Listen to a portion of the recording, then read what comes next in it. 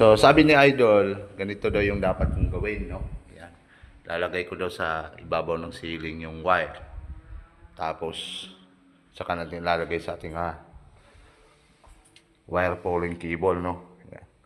Kasi mag-isa lang tayo. So, try natin yung ginagawa ni Idol. Ito, advisable lang to. Itong diskarte na to kapag open ceiling pa, no? O katulad nito, halos finish na. So, ito kasi hindi pa tinakpan. Kasi meron pa tayong ginagawa. So, ito advisable to dun sa comment ni Idol, no? Na diskarte. Yun yung kanyang binigay na opinion sa atin. O, pagbigyan natin sa Idol, siyempre. Kapwa electrician natin yan. Bigyan natin yung diskarte niya. Kung ano tayo, goods yung kanyang idea. So, ikabit natin yan dito. So, yan siya. Yan. Tapos, ito yung ating home run. Sa home run na to. Yan. So, kahit dito na tayo mag-attack. Lambot siya kasi pusa na siyang bababa. No? Yan. Yan. So, okay din naman yung diskarte ni Idol. Yan. Pinihila natin. Yan.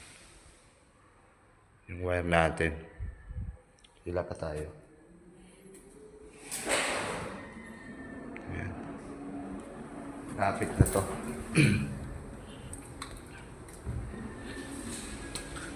Yun. So, kahit wala tayong kasama. Yan. Home run na to mismo mga idol. Okay na. Ayan. So, okay naman yung ganitong idea. Kung sa mga ganitong sitwasyon, no? Sa ganitong area, open ceiling.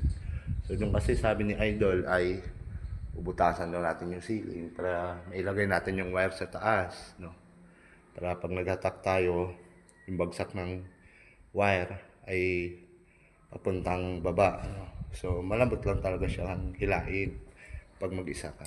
Pero sa mga sistema na katulad na ito, nandito ka sa outlet na to, tapos doon ka. So, wala kang choice kung di ilapag talaga yung wire. Kung meron ka naman yung sa roller, mas goods, no? Yung may roller kung lalagay dyan sa may utility box. Yung diskarte na Idol, okay naman sa ganitong sistema. Pero depende pa rin sa, sa area. So, thank you pa rin Idol. Meron tayong konting natutunan doon. Kahit sa ganitong sistema. Yan. So, thank you Idol. Next time ulit. Comment lang dyan. Bigyan mo ulit ako ng isang diskarte. Yan, saludo tayo dyan sa mga kamaster natin. Thanks for watching.